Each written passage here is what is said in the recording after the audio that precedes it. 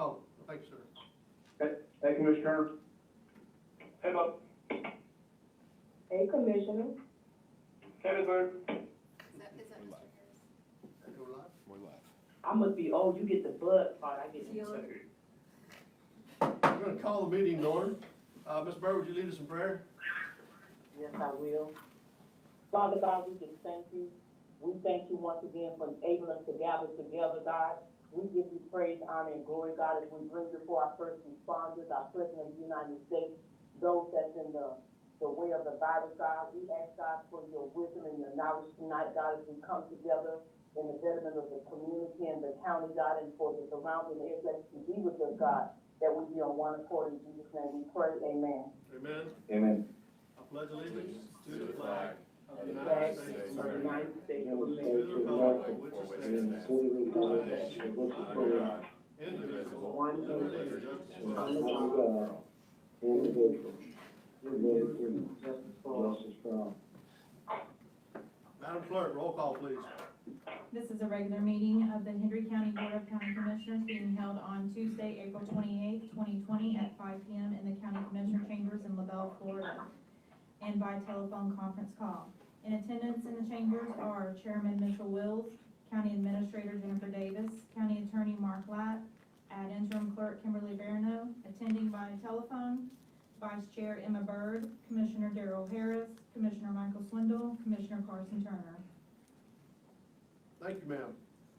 As we begin tonight, we're gonna go through the process the same way we did the last meeting. We'll be allowing public comment before we vote upon each portion of the agenda. First thing on the agenda tonight is under the consent agenda, and I would ask for a motion to approve. I entertain the motion to approve Commissioner Harris. I second it, Commissioner Bird. Thank you. So we got a motion by Commissioner Harris, a second by Commissioner Byrd.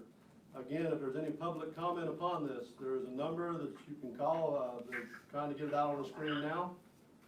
It's a phone number. You dial in, and you'll have to add an access code, and you would have an opportunity to speak.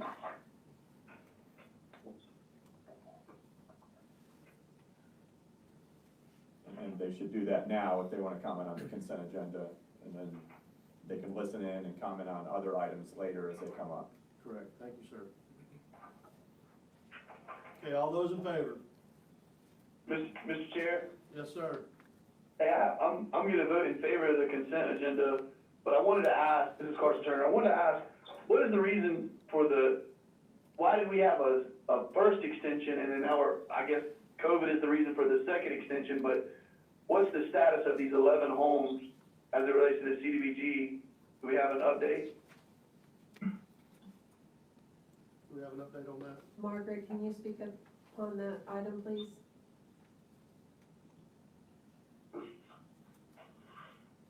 Ms. Inledge, are you there? You're asking about the COVID extension? It's the extension, I believe, under E, Planning Community Development, is for the CDBG. Yeah, Mr. Chair, it was presented in the write-up that we're asking for a second extension, and I was just wondering what was the reasoning for the first extension, and you know, we're now getting back, I think we're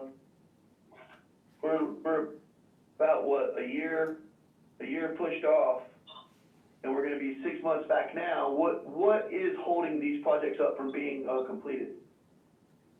Well, part of the reason is that there are only so many contractors that were involved, and it just took longer for the projects to get done. In addition to that, there's the final phase of it are actually mobile homes that are going to be placed on 6 properties, and those should be done within the next month or two. And then there's paperwork on the wrap-up of all of the projects.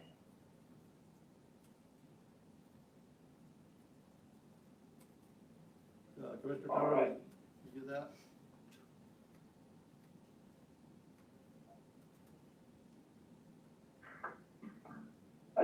I don't see that. I don't see that detail anywhere in the write-up. I guess it meets the letter of the law as it relates to what DEO is requesting. but when I read through trying to understand exactly what's being performed, I just don't really see it, and I know we must have approved this quite some time ago, so, just wanting to get a better understanding of what actually is being performed. If we're asking for a 6-month extension for the second time for the placement of mobile homes, that even seems more ludicrous to me, so I'm just wanting to see why, Right. Well, it's not just an extension for the mobile homes, it's partially for the site-built home, improvements, and then again, the closeout paperwork is involved with that. And I agree with you, the mobile home placement is not a big part of it, but it's part of the next step. I'd be glad to provide you more detail on this whole process by email after the meeting. Thank you very much, ma'am. Thank you. Madam Clerk? District 1, Yes. District 2, Yes. District 3, Yes. District 4, Yes. District 5. Yes. Okay. Thank you. It's taking us all the way back to staff reports. Ms. Davis? Yeah, Shane, has an agenda addition, that he will speak to now. Okay, Chairman Shane Parker, Hendry County. I emailed out my walk-on staff report regarding permission to apply for a Shirley Conroy Rural Area Capital Assistance Grant application for 2 wheelchair accessible vehicles. If the board recalls, on March 10th, you approved the purchase of the 2 vehicles and seeking reimbursement at a later date. The Commission for Transportation Disadvantage wants us to submit this grant application ASAP, and hence the walk-on. So I'm seeking permission for staff to submit the grant application, for the chairman, or in his absence, the vice chairman, to execute the grant application, the grant agreement when they send it, and the accompanying resolution subject to county attorney approval. And furthermore, authorize the chairman or in his absence, the vice chairman, to execute any other necessary documents related to the procurement of these 2 vehicles, subject to county attorney approval. Mr. Chairman? Yes, sir. Go ahead, Commissioner Burke. Commissioner Bird, I was gonna motion that we accept it. I was in the meeting with them, so I did understand that this is coming to pass, about the grant. So, any comments, I motion that we accept it. Second motion. Yes. Okay, we've got a motion by Commissioner Byrd, second by Commissioner Harris. Any of the public, if you would like to speak to this, if you would dial in now. We'll give you a moment to get dialed in. There's a small delay, so we'll give you a few minutes if you'd like to make comment.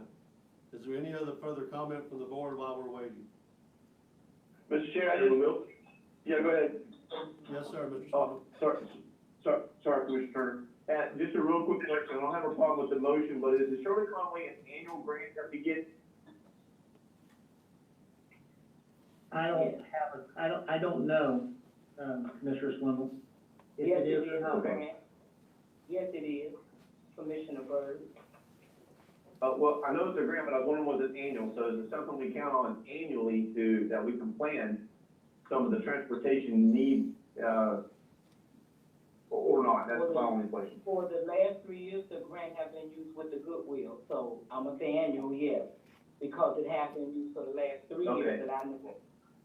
Okay. So, Commissioner, Wells, Yes, sir. so it's 100%, and it is vans? Yes, sir. That's what Mr. Parker stated. 2 vans with wheelchair accessibility. Okay, and how many does it seat? That I don't know. I don't know. Okay, but it's 100% of everything. Yes, sir, 100%. Okay. Majority of those vans are 15 passenger with the accommodation of a wheelchair, so that's counting the wheelchair as one of those passengers. Okay. Do we have any calls in yet? Hey, Mr. Chairman, Yes, sir. while we're waiting on the call, just one thing I wanted to add, as I know, my office is located right by the county barn here over in Clewiston, and then I had to go down 29 to look at some stuff the other day. I know we have those Goodwill buses, and I just wanted to really make sure Shane, I know this is a day-to-day activity, so I should probably be talking to Jennifer, but I just wanna make sure we're not letting those things sit idle, and that we're at least turning them on and rolling some stuff, and just making sure things work on them, because there's nothing worse for a vehicle, or anything for that matter, than it just sitting, and not being utilized. And I know, Shane, at one point, I believe you guys were gonna give us an update of what the status was of everything, and I don't know if you had the ability to assess what we've been given, and then what is the status of them. I don't have a status update of exactly all the vehicles we have. I think we may have less than what they originally told us. DOT is still working through that with the Commission for, Commission for the Transportation Disadvantaged. Yes, sir, and I know they're going through, doing all the vehicle checks and putting into service as they complete that task. And we don't have a total number of vehicles for you yet. I just, we know we got some, we see them, they're there. I'd love for us to take a good inventory and know what kind of equipment we're dealing with, and make sure that we have an understanding of the working, as best we can, the working ability of them, because, it's kind of like our ambulances. There was a time there where I know you all made a recommendation. I remember Jennifer vividly saying, we have to weigh the option of how much labor cost do we have to keep this thing on the road versus just, shuffling it off to the graveyard and getting a new one. And so I want to know what the status is of those things. Okay. Thank you. Obviously no calls, so at this time, Madam Clerk? Commissioner 1, Yes. District 2, Yes. District 3, Yes. District 4, Yes. District 5. Yes. Thank you. Thank you, motion carries. I have another item. Yes, ma'am. For your discussion, we are waiting on the governor's direction tomorrow, so we don't know how long the order may or may not be extended as far as these virtual meetings. But just to kind of give have a discussion with us all together for our next meeting, that'll be in May. The idea that I think I've heard that you all would like to attend, if you could attend, and we could do maybe kind of a hybrid type meeting.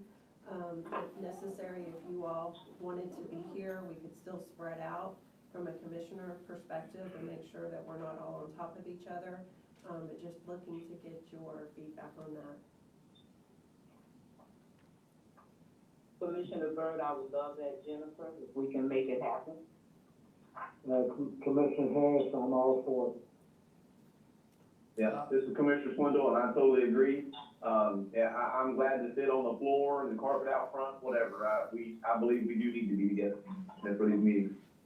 Is the recommendation, Mr. Chair, for us to meet in person in the first meeting regularly scheduled in the month of May? I believe that is, yes, sir, that is the recommendation. The only thing I would ask, Jennifer, is if we're gonna meet, I know it may be a bit of an effort, but I think it would be more prudent for us to meet like in the John Boy or in the LaBelle Civic Center, just to give us easy proximity to spread out, unless it's a crazy amount of effort for you all to do that, at which point I understand and we can just spread out within things, but I just want to be prudent. I think that would be something we need to make sure the IT department is capable of all that before we actually do that. It's not a bad idea, and really, that would be the first meeting in Clewiston, so that'd be the first meeting we've had in Clewiston in the last month, so if we can make that happen, I don't think that's a bad idea, Commissioner Turner. We'll check with the IT folks and see what that looks like, and we'll get back with you all, and then we'll have a little time and wait and see what is stated tomorrow before we make a final determination. Just for purposes, Mark Lapp here, just for purposes of advertising, the scheduled date is 2 weeks from tonight, it's May 12th, so we need to get an ad in the paper next week. So as far as location, I think I'm hearing that the location would be the city of Clewiston, and if it's possible from an IT perspective to do it at the John Boy Auditorium, then that would be the actual venue. But if it's too difficult from an IT and technology perspective, we would do it in commission chambers, is that what I'm hearing? Or the Harlem Civic Center, whichever, you know, y'all want to use one of our facilities. I don't care, I just, a bigger footprint so that we can, still, you know, keep the physical distancing. Yeah, I like the idea of the Harlem Civic Center, that's a great idea, it actually gets us in the community as well. Sure. But we're not open to the public, am I right? Well, that's an issue well, I mean, let's talk about that. So, the governor's order that allows,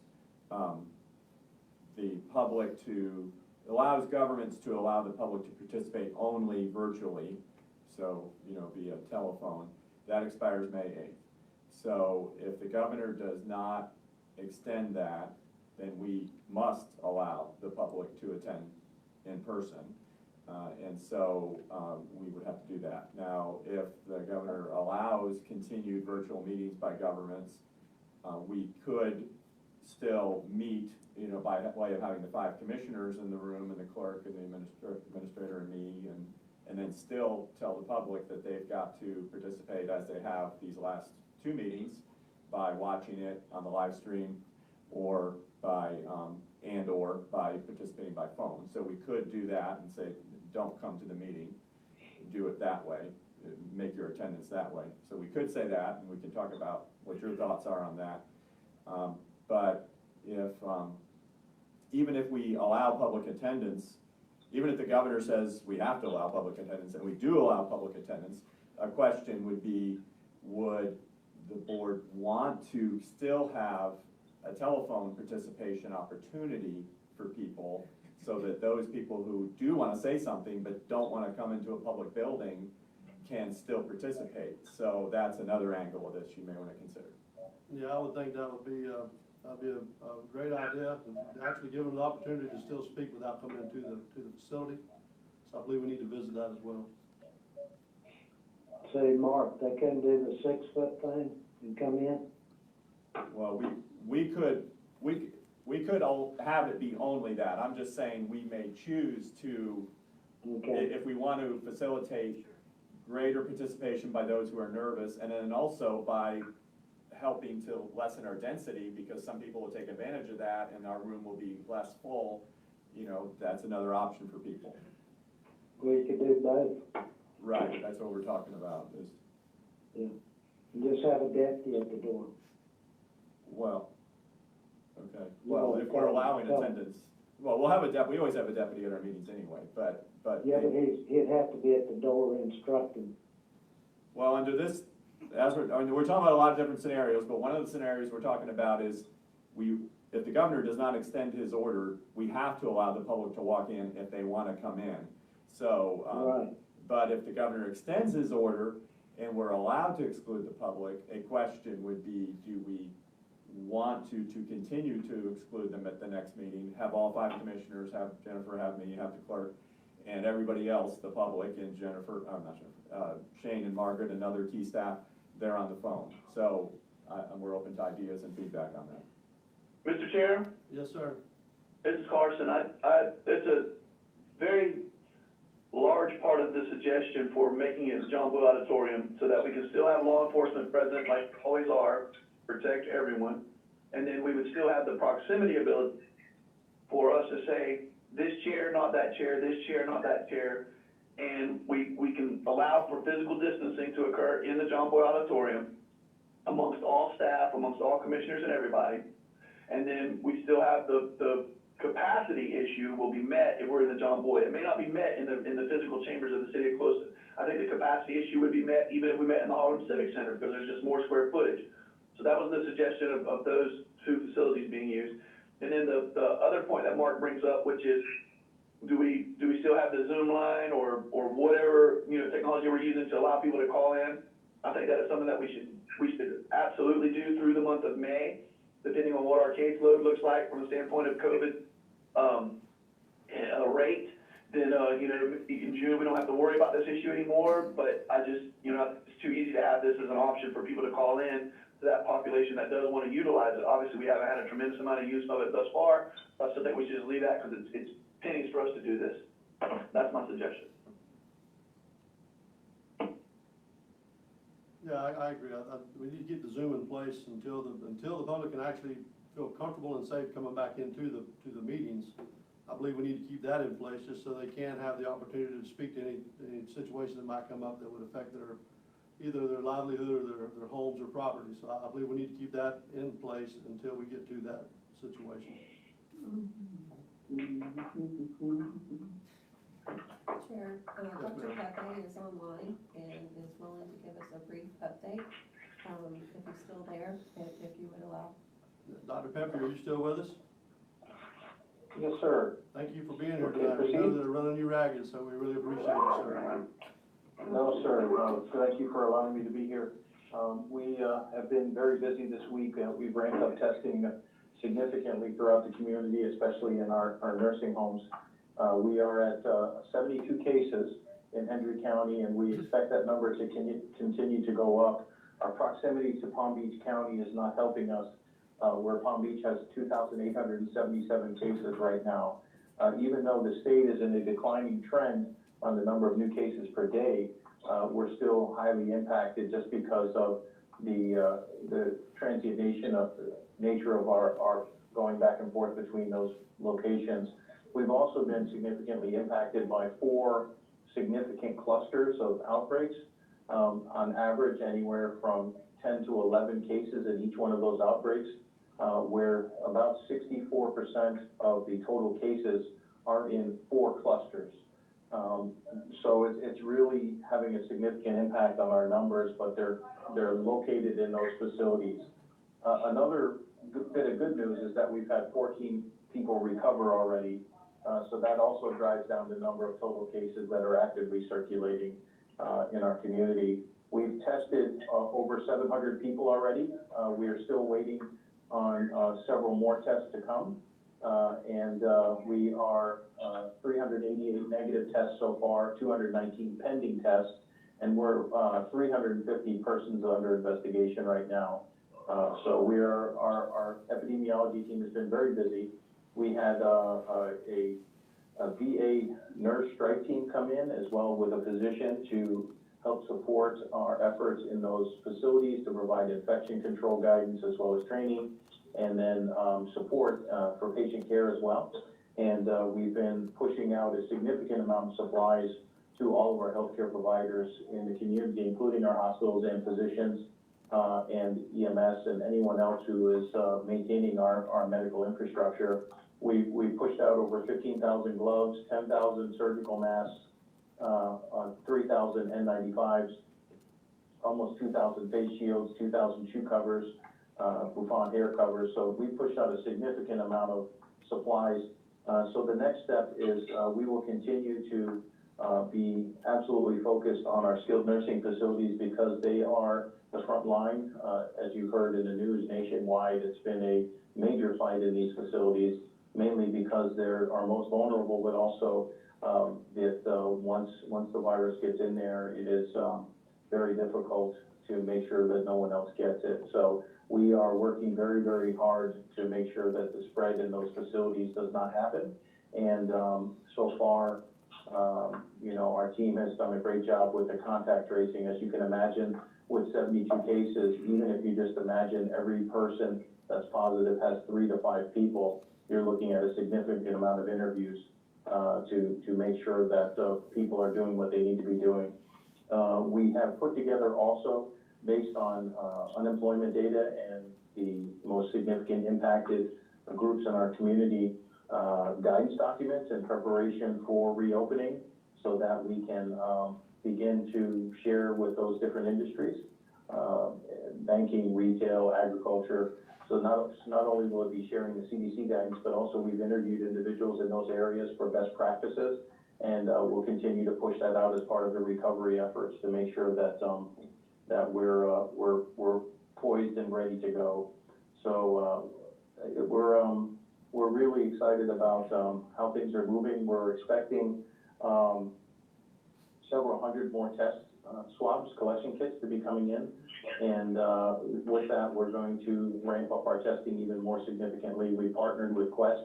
That has been not a huge amount of numbers, but we're going to be, we're receiving several hundred test kits. My understanding is tomorrow possibly, and with that, we're gonna expand to potentially even support more robust and more open testing. So with that, I'll answer any questions you might have. Let's kind of go through this, we don't get a bunch of people talking on top of each other, so, Ms. Bird, would you like to start us? We'll just go by district real quick, and it might keep it simpler. Thank you, Mr. Chair. Thank you, Dr. Pepe. If you can just briefly, me and you already spoke on it, but just so everybody would know, what do one need to do once their 14 days are up? Because that seemed to be the question in the community. If you can just cover that a little bit. Sure, there's been, lots of guidance on that and also lots of confusion because it's changed a few times. So the guidance is there's two processes in order to clear somebody. One is the testing option, which is typically reserved for folks that are in high-risk industries or healthcare providers, in which they would need to test negative twice with a 24-hour period in between them in order to return back to work. Obviously, in those high-risk areas, we absolutely want to make sure that the person is not COVID positive. The other option, the CDC gave guidelines for a no-test option, which is essentially if the person does not have symptoms for 3 days without the assistance of any medication, and it has to be greater than 7 days from the initial onset. So meaning that at the very least 7 days from the time they began being sick. This can be challenging just because of the fact that we want to make sure that the person is absolutely cleared. And so what we've been advising folks as an additional layer is to please work with their physician for that guidance, and we can certainly help consult with that physician. I'm working with employers right now in kind of working through that process with them. As you can imagine, they want to make sure that somebody isn't going to be bringing back the virus back into their work environment. So we've been consulting pretty much regularly on that and helping those folks. Thank you, Dr. Thank you, Pepe. Dr. Pepe. Commissioner Harris? Yes, ma'am. Yeah, well, the 64% and the 14 recovery, seems like a good number, so that means the balance of that is single people out in the communities, and, so that would be considered pretty low. And the second part, have we got to test them from both nursing homes or not? Yes, sir, the nursing home tests are still coming in.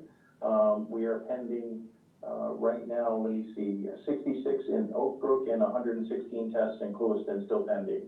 So we're still waiting for all those to come back. As far as if you were to add up all of the clusters and the number of people recovered, it leaves about 12 to 13 people that are sporadic within the community. Yeah. That's, well, that there, anyway, the numbers, when you do it that way, they sound better. We don't want any, but that sounds better. Yes, sir. And, Thank you. you know, yes, sir, we're cautiously optimistic. You know, the goal is, I really truly believe if we can get these 4 outbreaks under control, I think that will help really flatten our impact to our community, and then we can move forward. I think we'll follow the governor's guidance, but we'll certainly move cautiously. Good, I agree with you. Thank you. Thank you, sir. Commissioner Swindle? Dr. Pepe, I'm sorry, just to clarify, did you say you've got between the 2 nursing homes, a click over 160 or so, pending tests? Yes, sir. Okay, We did that's what I significant thought. testing, and it went to a private lab in Virginia, so we're waiting for them to be processed right now. We should be getting those results probably late tonight or tomorrow.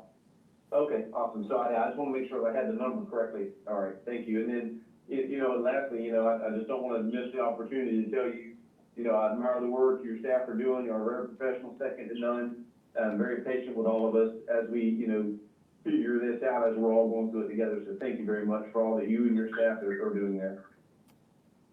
Yes, sir, and likewise, each one of you have been amazingly supportive, and thank you for your patience with us as we got our arms around this thing and got better at it. So there's still lots of lessons learned, but I appreciate working with each of you.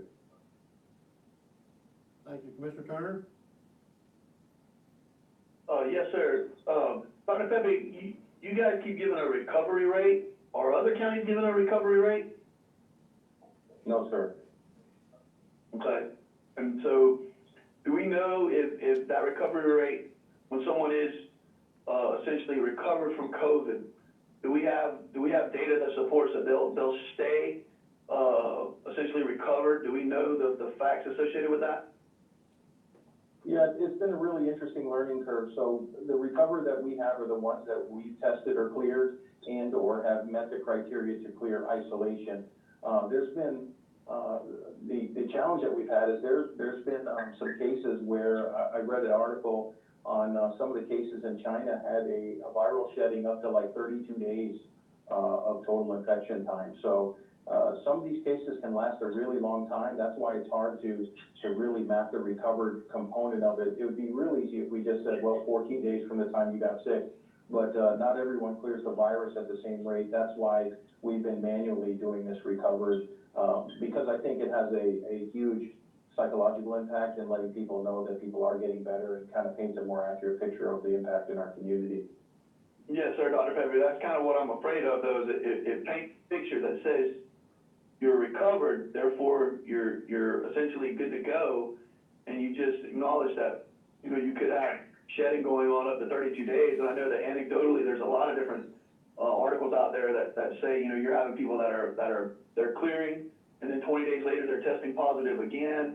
I know in our region anecdotally as well, you know, we've had stories where people have said they test 2 weeks ago, they quarantined for their 14 days, 17 days later, so 3 days after the 14-day window, they were finally able to get their second test, and then they test positive again. And so I'm just concerned with us giving a recovery rate and it kind of, you know, making the numbers look better than what they are.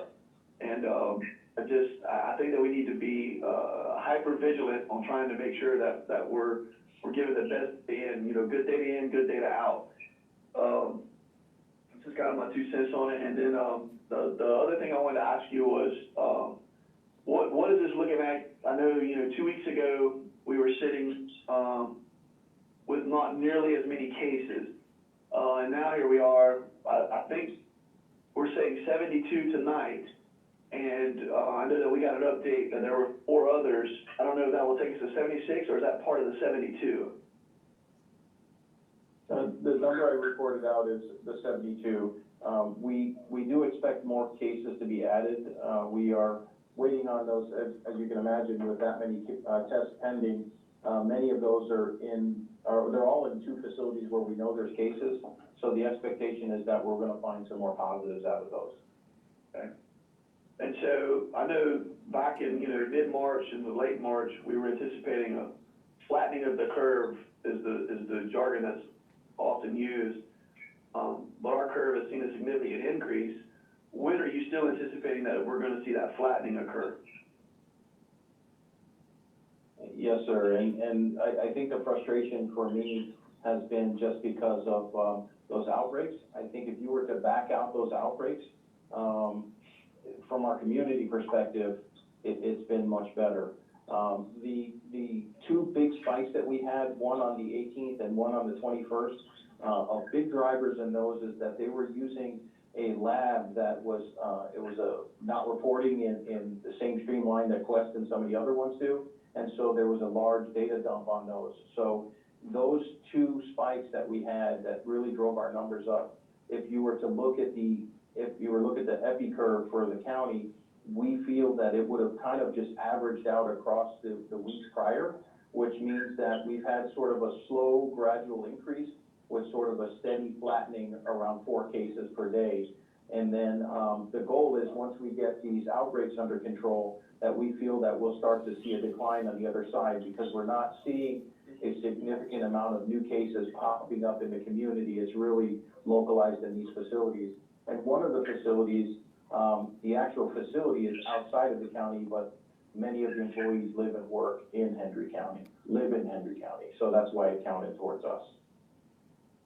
And once again, all the numbers that you were citing, they represent Hendry and Glades County, correct? No, sir, that's just Hendry County. Okay, so what are Glades County's? Have their numbers grown significantly? No, they have not. A big reason why Glades has not grown significantly is just because of the lack of density and population, and that's had a massive impact, as well as the adjacent counties to Glades County on the north do not have some of the highest counts in the state. I think the proximity to Palm Beach County is absolutely having a massive impact onto our outcome. Thank you. Dr. Pepe, Yes, sir. is the new ones, could be coming from the clusters? Yes, sir. So the tests that we have outstanding, we're waiting on those. Those would be associated with 2 of the clusters, as Okay. well as, yes, sir. Okay, thank you. Dr. Pepe, I'll finish this portion here again. Thank you, as Commissioner Swindle said, we know you've been working tirelessly, you and your entire staff, and we appreciate everything that you're doing. I know you're taking care of the more than one county. The numbers, and I think it's really important the way you put the numbers into perspective, that we don't need to fuel fear, we need to fuel knowledge. The public needs to know what's going on rather than be afraid of every corner they walk around. So when you brought it in, perspective tonight of you got these 4 major cells is feeding this, and then you also stated it was 13 to 14 within the general public. We don't need to give them a sense of that this thing is over, but we do need to give them the sense that this is where the most of our cases are. And that's something that I've received many calls in the last 2 weeks, as I'm sure every one of you have. And the questions they always ask is, if we have so many cases, where are they at?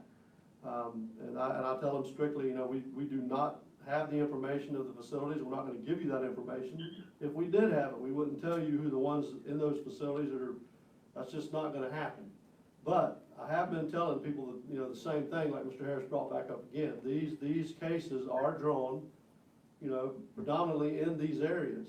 But that doesn't mean to go hog wild and go doing all crazy things around town and everywhere else. So I love the positive feedback that you're giving, and that's something I think that gets missed a lot. And you guys get criticized all the time, but again, I think you're doing an amazing job.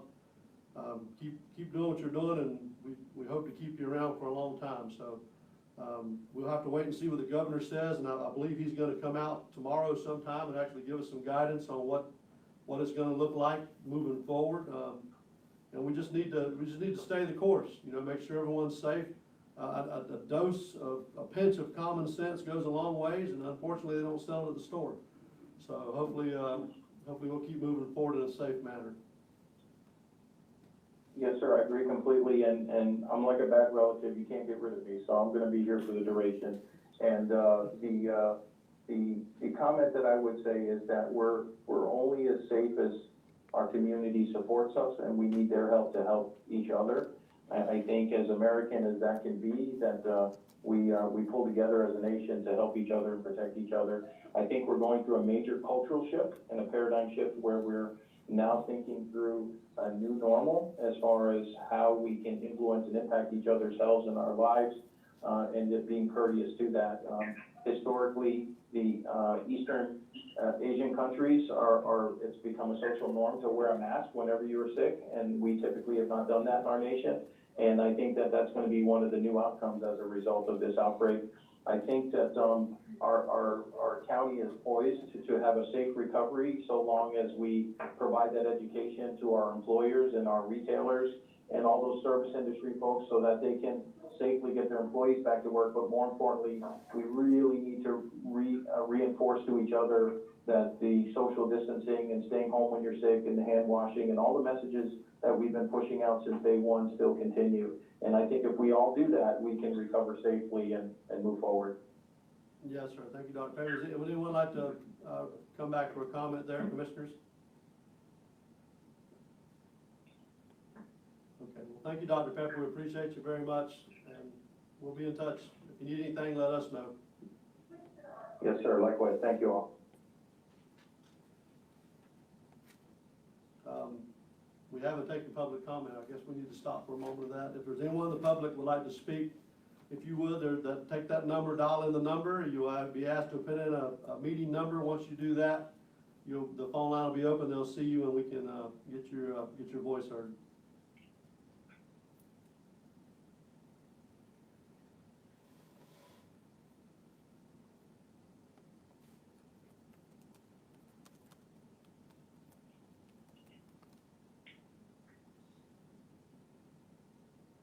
Okay, Ms. Davis, do you have anything else? We'll move into business by district. Commissioner Byrd? Just want to say thank you. I don't think we can say thank you enough. Appreciate Dr. Tucker and those that's in the front line, those that's keeping the stores open, and just people in general that's still out there. So just want to say thank you and appreciate them and appreciate you guys. Thank you, Dr. Tucker. Thank you, ma'am. Commissioner Harris? Is Shane still there? Yes, sir. Hey Shane, I didn't get to see you this week. What's the news on Helms Road, January? No, sir. They expect it to be open in probably the first week of June, June 9th, June 8th. The signal poles were installed. They're working every day, doing underground conduit, pulling cables, span wires across the pole should go up May 4th. It's steadily progressing. We had a little bit delay with some poles being bad, and we also ran across, like a sinkhole activity that we had a backfill with drought. We lost a few days there, but it's progressing. Do you believe that? I do believe it, because I'm seeing them every day out there, and I've already done the Okay. tank orders to take care of the field conditions that were unforeseen. Okay, on your project update, on number 27, Okay. branches, is that gonna be, after rainy season, or maybe next year? Yes, sir, it'll probably be next year. We are, refresh my memory, there's one of the branch, hang on one second. Yes, number 27, where you doing, the design is underway. I think Johnson was doing the design, right? Yes, sir, Johnson was doing the design. I got two creek projects, just want to flip over and look at that one. Okay. Didn't have it in front of me.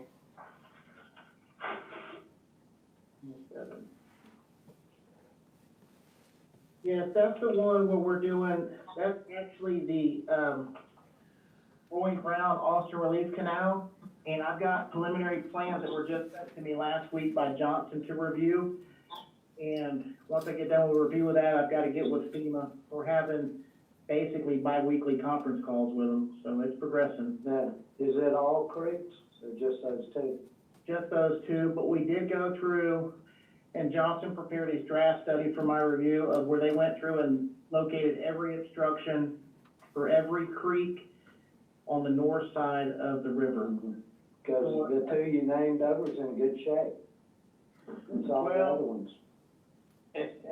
The two that I named, they're the ones that have severe erosion issues, and those are the ones that FEMA was gonna help fund as part of the mitigation measures for the erosion. We had to fix them back. Okay. But they're in bad, all of them's in bad shape over here. Thank you. Well, Commissioner Swindle? No business. I just want to mention that I look forward to, being able to meet back in person to continue business. Encourage everyone to stay vigilant and be smart about, your interactions and stay healthy. So everyone take care. Commissioner Wells. Yes, sir. Most of y'all know, but my sister's in Oak Brook and she has the virus.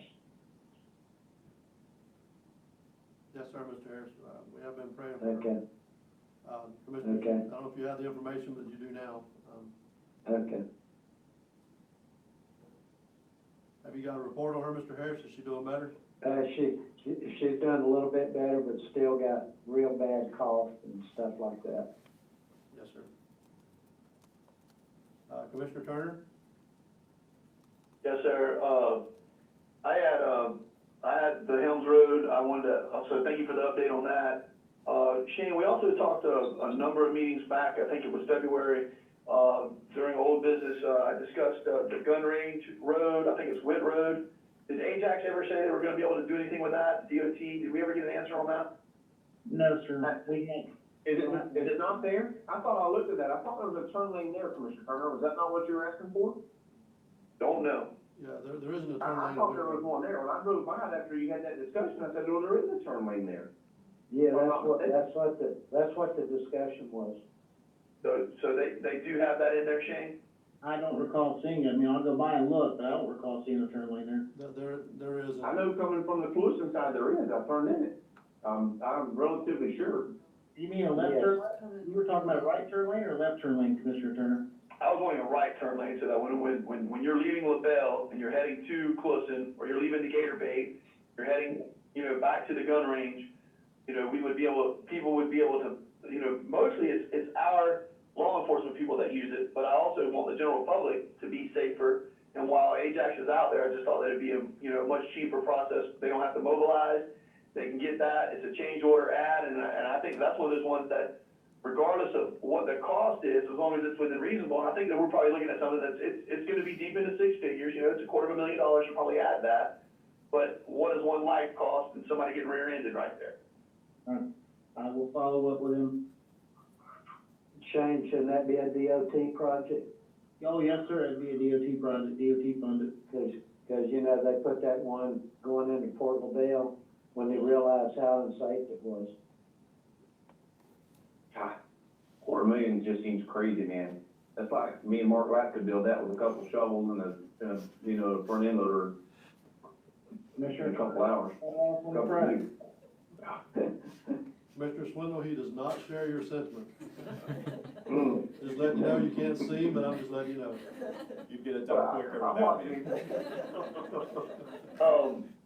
Mr. Chair, Yes, sir. I want to ask Jennifer, has there been an update on, well, first off, I want to get y'all's feelings on when, obviously the agenda was very light this month, and I know that we're all trying to learn how to operate within this, but, are y'all anticipating that, Jennifer, is the county open, are we conducting business, or do you think that we've been pulled back? I mean, what are your thoughts on things?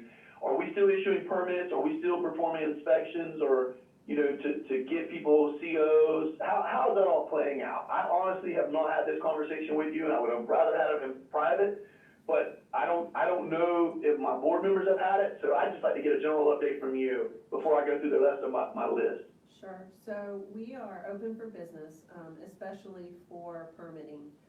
We still receive public into our county admin building. We restrict it to the lobby area, but we are still receiving and processing permits, COs, doing inspections. Margaret can give you more of an update from a planning perspective, but we have been very busy.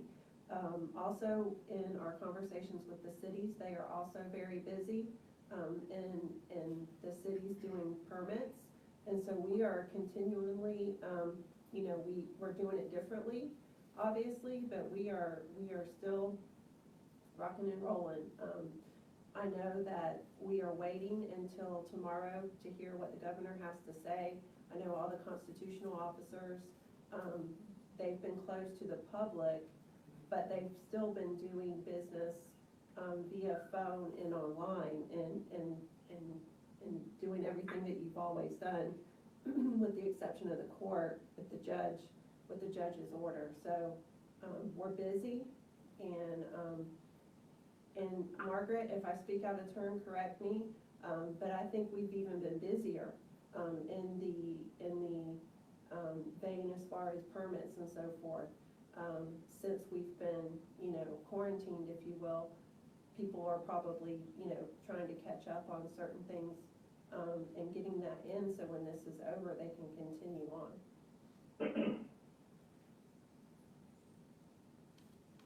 Well, Mr. Chair, I just want to say to Jennifer, that's great to hear. I'm glad to hear that you all feel that you're more busy.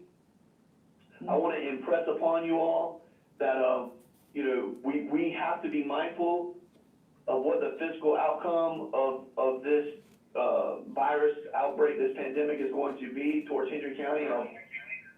But at the same time, I also feel, Shane, I looked through your list of projects, and those are dollars that are going to turn into our local economy. I look at some of the different things that we have with Christel and the old courthouse renovation and stuff like that. And I think if there's anything else out there that's, I use this phrase too much probably, but if there's a low-hanging fruit that can be had, I think that we ought to do everything in our power to try to turn dirt And that leads right into another update that I wanted to request, and that was, the force main. I had a great conversation with Jennifer and Shane and our technical advisor that we hired. And I wanted to see, Shane, if you could update the board on, or Jennifer, on what our thoughts are on moving forward with that. Shane, you can share, the latest information we received today, if you would like, from the engineers on where that's at. Okay.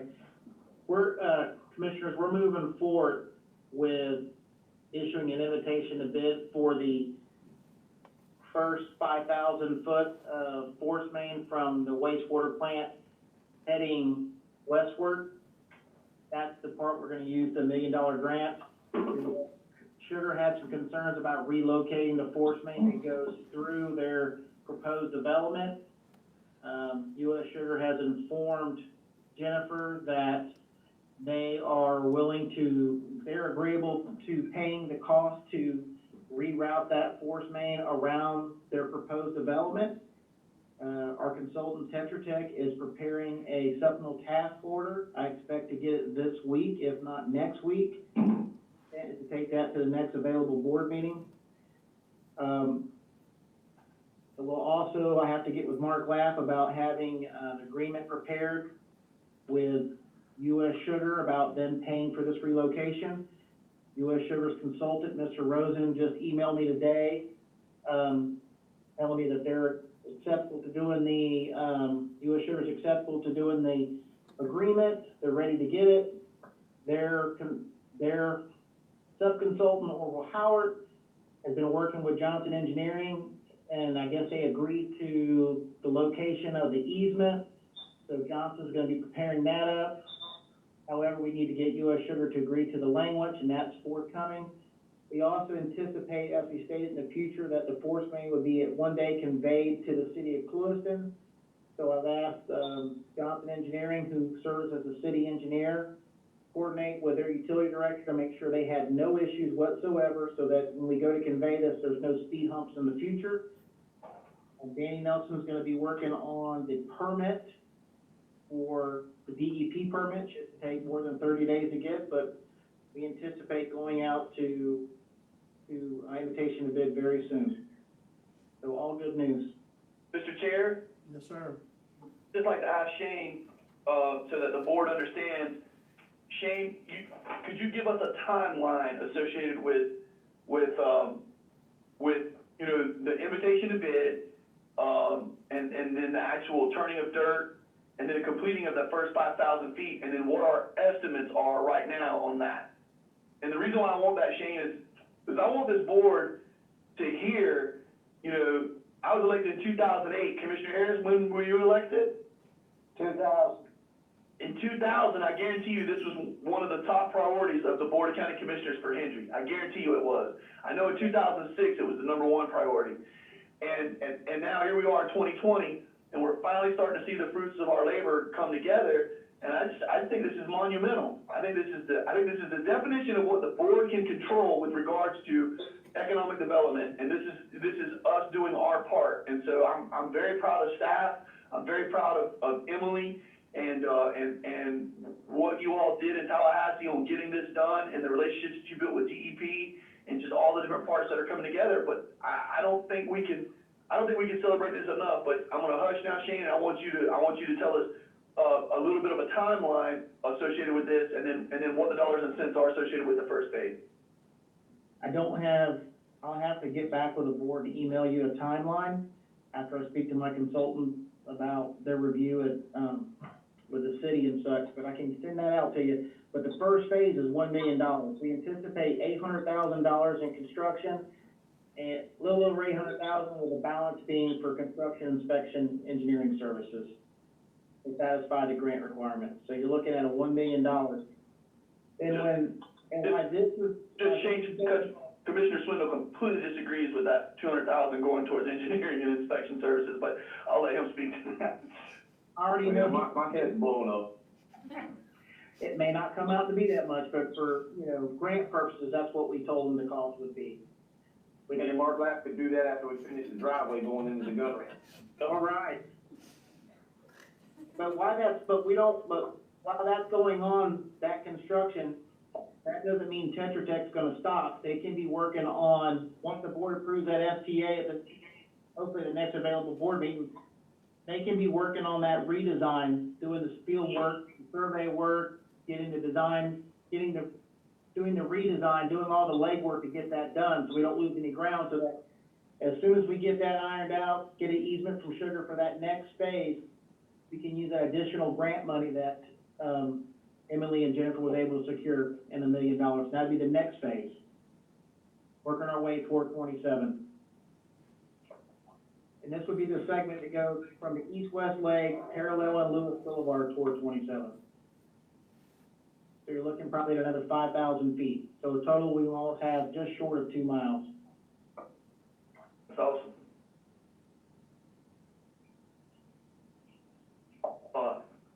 Mr. Chair, my other item that I wanted to ask Jennifer, I surely this has been, I don't want to say put on the back burner, but the timelines associated with what we're going to be doing with public transportation and all of the Goodwill vans and stuff, that's probably been pushed out a little bit because we don't want to put people in a van and let them breathe on one another right now or walk into a room. But have y'all even looked at that at all, Jennifer, or are you just kind of just letting that sit on the sideline for right now? Well, no, Shane, you can give an update from Kelly's perspective, but we completed the RFP. We've been working with DOT because we are going to be the CTC here in the next couple months. Right now, MV is the CTC, and they are, I'm not exactly sure what all their protocols are from the distancing perspective, but we will be taking over, as far as I know, here shortly. So we're continually moving to be able to make that happen. Mr. Chair? Yes, sir. Well, Jennifer, do you anticipate that we will, I didn't ever look at I did not have the look at the RFP, and I'm saying that from a standpoint of, why did I see it? I'm saying that from a standpoint of, I wish I would have delved into it a little bit and educated myself to it in a bit more of a degree, but were you all able to request or designate any of the I can't remember what the vernacular was that we used, but essentially designated routes and times and all that stuff? Did we kind of get to any aspect of that, or is that something that we can add as a variable as we move forward? I think that for the transportation disadvantaged, it's more as far as how they go to the actual client's home, and we're doing, the RFP is critique to that, but that is something that we absolutely want to be able to do with whoever this contractor ends up being, and I think that would be something that we work on after we continually continue the current services. We'll add that on. Okay. Jennifer, this is Shane. We haven't issued the RFP yet. It's completed, but we sent it to DOT. Right. And the the Commission for Transportation Disadvantage to review. Kelly's been working with them, and we told them we needed comments so we can go in if they have any. So we're waiting on their review to be completed. I anticipate that to be this week. Okay, thank you. Good deal. The other item that I have 3 other items. The curtains, I think, are still still scheduled to be delivered May and installed as well. Is that correct? The curves are still on track, nothing changed. We feel that in May, so there's nothing changed. We already did a follow-up with them, and they plan on still coming in May. Wonderful. The map for Pioneer, Shane, that engineering prepared for me, I'm really appreciative of that. Obviously, once again, that's one of the issues that has fallen by. You can't have people gathering, and I don't need to get into that. We all know why that's not occurring. But that is something that as soon as we get the all clear, I'm going to delve into with both feet and get very aggressive with. I want to try to bring something back to this board before the fall gets here, as it relates to off-road vehicle use and have succinct suggestions made from that community. Commissioner Turner? Yeah. those lines, did you get any feedback about the golf cart community there? Were they happy with that, or was that well received? Didn't get a lot of feedback, that was negative. Had a lot of people, that said thanks to the board, but for the most part, the comments that I've received have been very positive in nature. Okay. Yeah. Then I wanted to ask about, the RFP for insurance, Jennifer. Yes, I have that to review. It's been completed by staff. I've just got to review it and give the go-ahead to, advertise it. Awesome. And, you're gonna, that'll be a different, it'll have a different look and feel to it, right? As we're pushing that out, it won't be just kind of the same boilerplate, right? Yes, it's different. We went and looked at some other RFPs that some other folks had done and kind of taken bits and pieces from different scopes, if you will, that we saw and tried to make it, make the most sense for Hendry County. Gotcha. The cameras, mics, obviously as we're moving into this new technology usage, I didn't know if y'all had an update, as we get back into the regular groove of things. One of the constant complaints that I had as it relates to our meetings being advertised were the mics were not always the friendliest to all the commissioners, and I was just wondering if you had an update on that? I don't have the detail on that. I do know Ryan is working on it. He's also working, as far as the microphone equipment, but he's also working on some software so we can do our books a little bit more virtually also for everyone. And so I will get an update and send that out to you all. Great. And then, last thing I had was, the flagpole. Any update for the flagpole? I haven't heard anything lately. I'll get with Mr. Martin in Clewiston and see if he's heard anything as of yet. Okay. If you could push that via an electronic mail, I would love to see that, because I'm very pleased to tell you all that there's a couple engineering firms that are wanting to assist in that, and just having an understanding of where that's going to be and allowing them to be able to engage in that, I think would be very beneficial. The one request that has stayed constant is putting it in the middle of Highway 27 as you enter into town, on the extreme east end of the city limits of Clewiston. And then obviously, the dynamics of it has to be lit if it is a flagpole, all those things. And then obviously, I don't know if it would be the engineering firm or we would allow in-house staff to look at that, but I don't know what those, welcome to Hendry County signs cost on a year in maintenance, but I think that we need to plug some numbers in there and know what we're looking at so that we can make a long-term decision, as we move forward with this, and let our community partners that want to help with this, let them, also understand that those dollars and cents are gonna have to be there forever.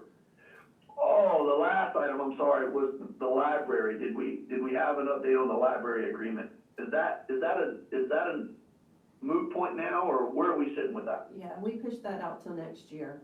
Okay, so we're good. All right. Well, that's it. Mr. Chairman, I appreciate it, and I look forward to seeing everybody.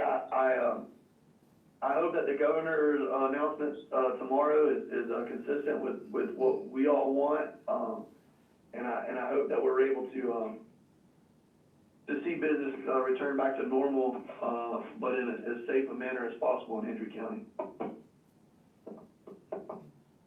Yes, sir. Just to echo that, we're right on the verge of storm season, so it's not getting any easier. It's gonna be a little tough as we go along, so a lot of constituents have voiced that to me, that, we're on the edge of the storm season and kind of missed the peak of a lot of business, so. There's just things, like you said earlier, it's gonna affect the way we do business this year. It's gonna tighten down, it's gonna be a lot tighter as far as what we are spending and what direction we're going. I think we just need to continue to, keep the knowledge going to the public, make sure they understand that a lot of times they feel like that there's smoke and mirrors, and we just need to make sure that they understand clearly what the situations are, and that the county's interest is not just to get you back to work, it's to get you back to work safely. we wanna make sure that, you know, we're keeping everyone safe, so. We are waiting on the governors, and as soon as we hear what he has to say, and I've said this many times in the last week, we understand the frustration. I've heard the word complacency used, and that's not the word for this situation. Complacency is when you become comfortable with the situation, and that is absolutely not the word that should have been used, but we've heard that quite a bit lately. The word is frustration, the word is fear, anxiety, so we gotta make sure that our community recovers the best that it can, keep everyone abreast of what the situation actually is. And then, like you said, you know, I wanna get back to regular meetings as well regularly, so I can, sit here and see you guys as well, and, ladies, I won't leave you out, Ms. Bird. But, right now, we just gotta focus on helping each other get to where we need to get to make sure that we recover in the right way. So, I've already picked on Shane about Helms Road. I'm glad you guys brought that up, because I was riveting before the meeting even started about that, and there's a census going on, and offline we'll talk about that, because right now we're behind on that, but I believe we're gonna catch up. I was gonna aggravate him about some lights and different things, but I think I'll give him a break tonight, and I'll just pick up with him, since Mr. Harris already got him, I'll pick up with him next week. And I believe that's gonna be all. So what we're gonna do is we're gonna open it to public comment again, and allow anyone in the public, if you'd like to call in, if you will dial that number now, dial in, we'll get you where your voice can be heard tonight. Is there anyone there's a phone number and a meeting number you have to put in your phones. Hey, Mr. Chair, while we're waiting on that, Yes, sir. you know, on our agenda, we have the old business section, and I appreciate what you just said with regards to, you were gonna bring up the Helms Road. I think that sheet that Shane puts together, I love looking at that thing, in there, that gives all the different projects and the status and funding and all of that. And I heard, you know, Commissioner Harris referencing item number 27 and stuff. Jennifer, I would like to ask you all, if you would list some of these old business items, because I think that it would make the business by district portion, it would either make it smaller, or it would alleviate some of the, you know, like, I don't think this board really gets mad. I will tell you this much. I love whenever Commissioner Swindle asks me, or Commissioner Byrd asks me in one of these meetings about something on Evergreen Road, or something on Henry Isles Boulevard or something, even though, you know, the portion that they're specifically asking about is in my district. I don't think this board gets hung up on, why are you asking about my district? And I love the fact that if any of us want to get sidewalks built in Hendry County, we have to ask Commissioner Harris's permission publicly. So I would just like to add that if Jennifer could add these items to the old business list, and then we can make that something that you know, it's just it may even have a date assigned to it, and then it can go off of that list, or it can be added to a next agenda item, or along those lines. Just a thought. Sure, we'll work on that, and it'll be a living document, I think, is what that. Yeah, absolutely. Okay, good deal. Okay, no public comment. Does anyone have anything else before we adjourn?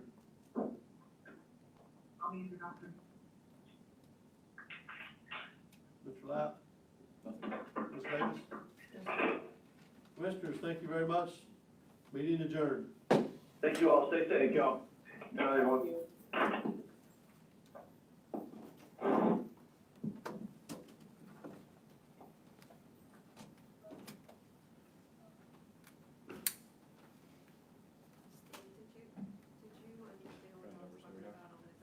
How many calls did we have?